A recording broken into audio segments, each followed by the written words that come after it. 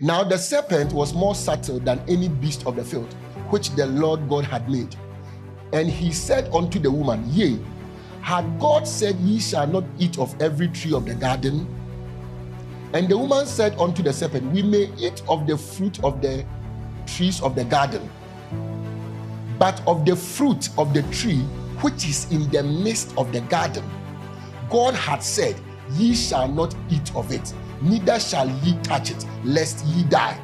So now here is becoming more specific to us, the location of the tree of the knowledge of good and evil. Now here Eve is saying that that tree is in the midst of the garden. And he says that God said you should not eat it. I want to explain something to you.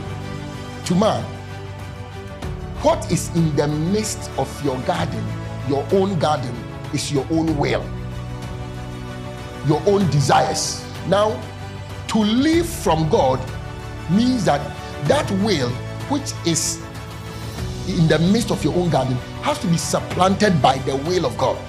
That is what is called the tree of life. So when your heart is turned and inclined to the heart of God, we have the tree of life. But without that inclination, your heart or your will in itself becomes what influences your own mind. Okay? Now, without this tree of life, the tree of the knowledge of good and evil is what is controlling your heart.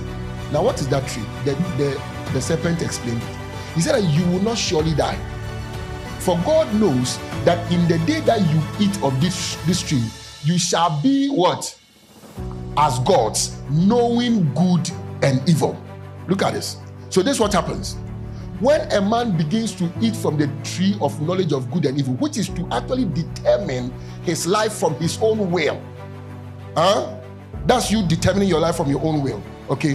What happens is that now man is a god unto himself.